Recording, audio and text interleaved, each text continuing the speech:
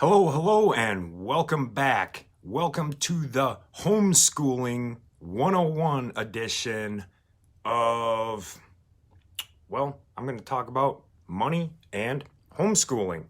Um, it was just announced this last Friday for the school district that my daughter goes to, that the whole district is going to be going remote learning or homeschooling, which is cool because, like, whatever, that really means no big deal.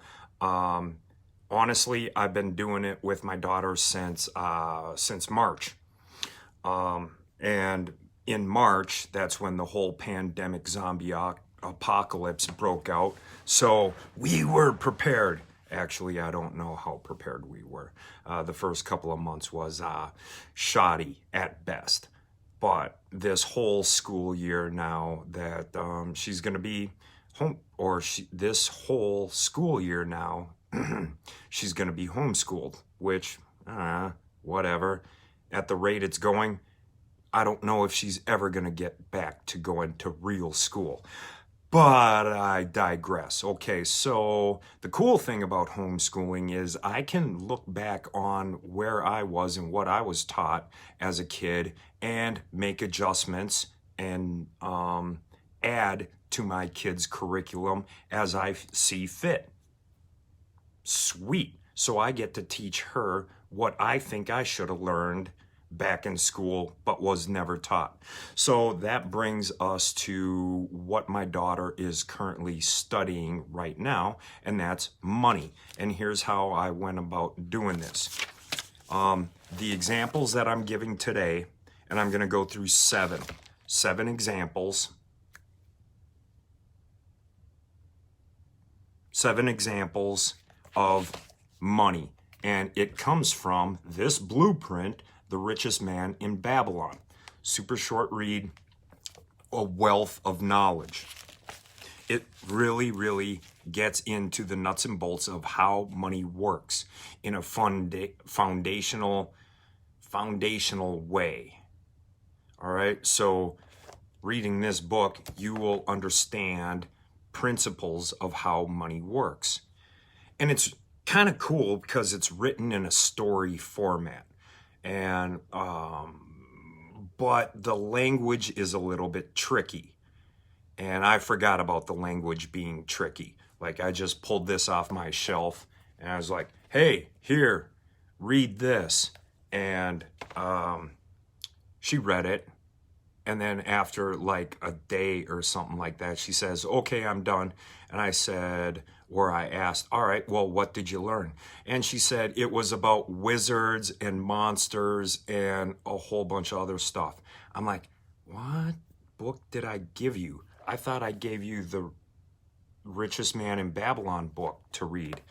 I don't remember there being witches and monsters and fairy tales. Yes, I knew it was a story, but the story is about money. So my answer I was expecting was, oh, it's about money. But then again, I realized that my daughter is 11 and this is a new concept. Plus, the language in it is a little bit tricky. So I was like, let me see that book. And then I look at it and I'm like, here's why you think it's about monsters and wizards and witchcraft. Okay, so let's sit down and go through it. And so I've started to do it. Now, this book is broke up into 3 different sections. For consideration of your time, I'm only going to do one section today, and then, well, this will be a 3-part series on Homeschooling 101 on money. So today, I'm going to cover the 7 cures. Then there are laws, and then it gets into the tablet section of the book. So each of those sections will be different videos. All right. George S. Clausen, The Richest Man in Babylon. I'm telling you. It's a good reminder if you do know how money works, but if you have absolutely no clue and are like just starting your money learning journey, good book to pick up. Now, keep in mind, there is a difference between knowing how math works and knowing how money works. All right? So just being good at math, you can also suck at how to manage and your money. So combining the two, hey, you're going to be an unstoppable force. All right, so cure number 1, they talk about start thy purse to fatten. Like they use the word thy. So kind of tricky. Thy. Start thy purse to fatten. Okay, well, I got a purse and it's lean. That means there's no money in the purse. So what do we have to do? You have to start to fatten the purse, meaning you're adding money into it. That means you need some sort of income. Okay, get a job. Most people do that for their income. So first and foremost, fundamentally, get a job. Some sort of income coming in. All right, we're not going to go into investments and all this kind of stuff and starting a business. This is Remedial 101. How are you going to start getting money in the first place? You start by getting a job. Okay. Number 2, the second cure is control thy expenditures.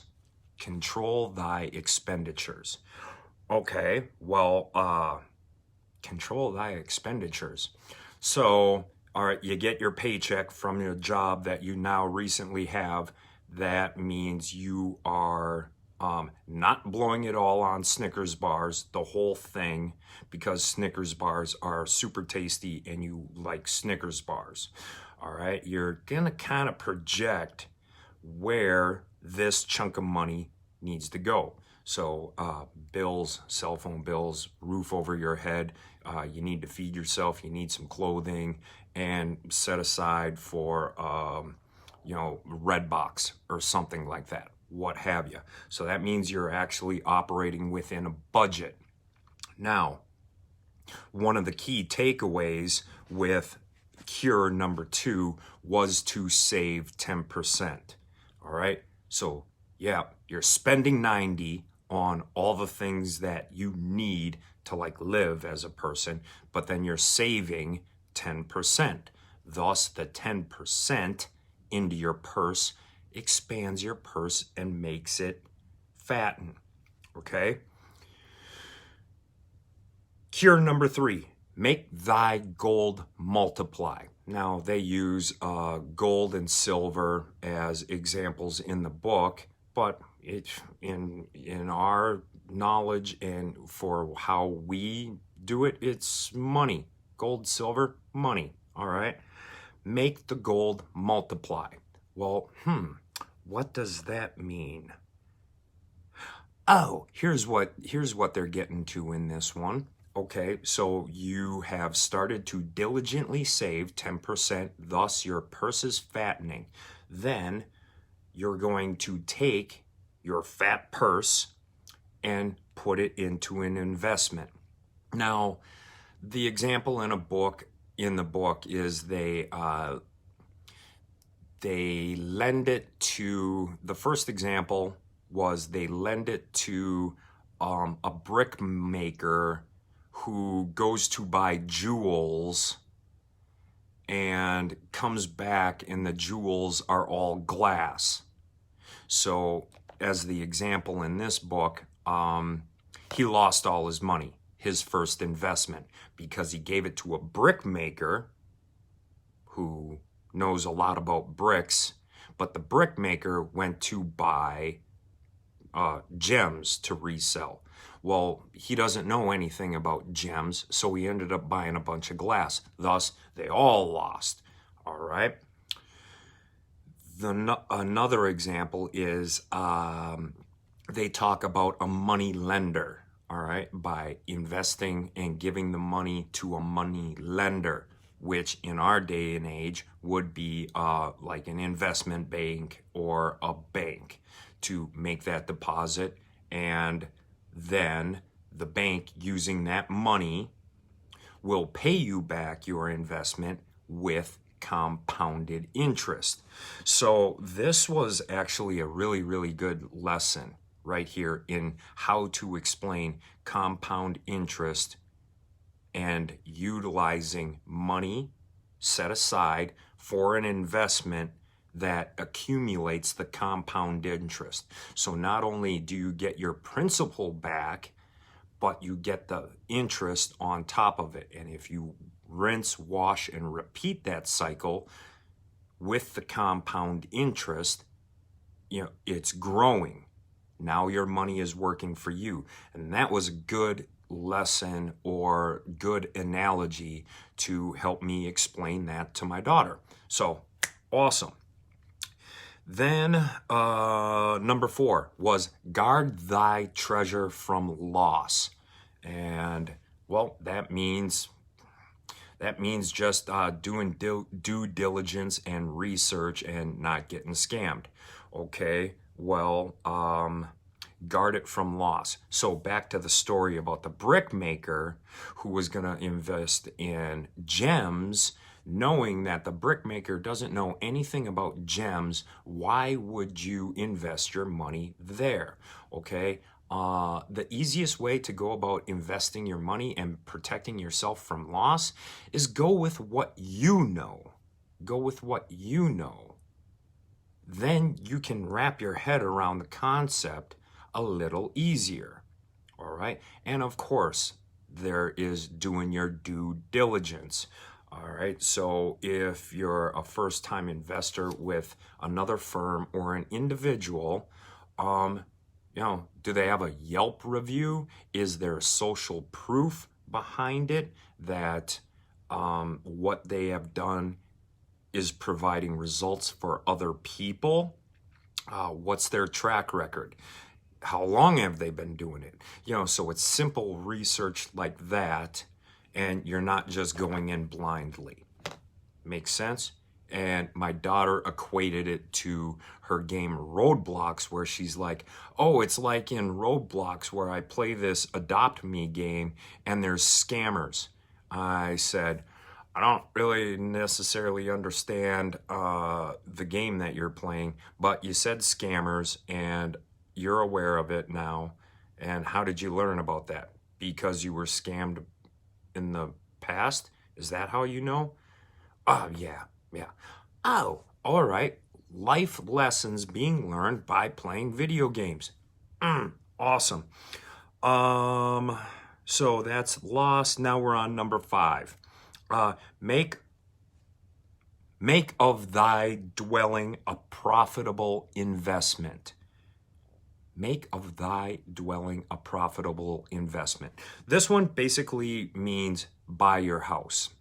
Now, okay, all right, there is comfort in knowing that, it's buying your house is real estate. Thus, you are going to own the place, which is peace of mind. So that's worth something.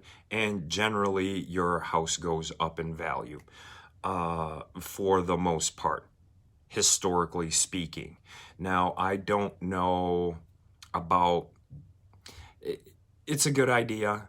But then on the other hand, I've also heard that don't own your place, just rent it. The only reason you should own it is that if you're renting it out and it's actually paying for the mortgage and paying for yourself or itself and paying money towards you in cash flow in your pocket. That's kind of different, and that's like going into it a little bit more deep. But the main point of this was make of thy dwelling a profitable investment. Means buying your house, having the peace of mind. Yes, there are going to be expenditures on top of it for maintenance and upkeep and taxes, and you got to pay for the water to flow into the place, but buy the place. Okay. Ensure a future income. Ensure a future income. This is number 6. So that means, okay, ensuring a future income. There's a couple of different actual tools and things to do to ensure future income. One of those would be your house, your 401k, your retirement. Do you have any money in the stock market? What are you investing in? Do you just have a stack of gold in the corner or in a safe? You know, where are your investments and are they making money? That's the big picture of number 6, is ensure a future income. Okay, well, just within the last couple of months, and this is me personally, I am looking at investment grade insurance contracts. Investment grade insurance contracts. And that's very, very appealing to me. And that is going to ensure future income. Ensure, like damn near guaranteed. So me personally, I'm looking forward to that and doing my due diligence and research and going to implement that as far as another part of my portfolio. Okay. Big picture, make sure that your investments are either providing cash flow or are liquid. Okay. Number 7, bam. Number 7 is, in the number 7 cure is increase thy ability to earn. Increase the ability to earn. Okay, well, be open to opportunity would increase the ability to earn. Improving your skill set would be increasing your ability to earn. Providing more value, over delivering on value increases your ability to earn. Have a superior product or service in your business would increase your ability to earn. But the big takeaway for this, for me, is just increasing skill set. Just increasing skill set.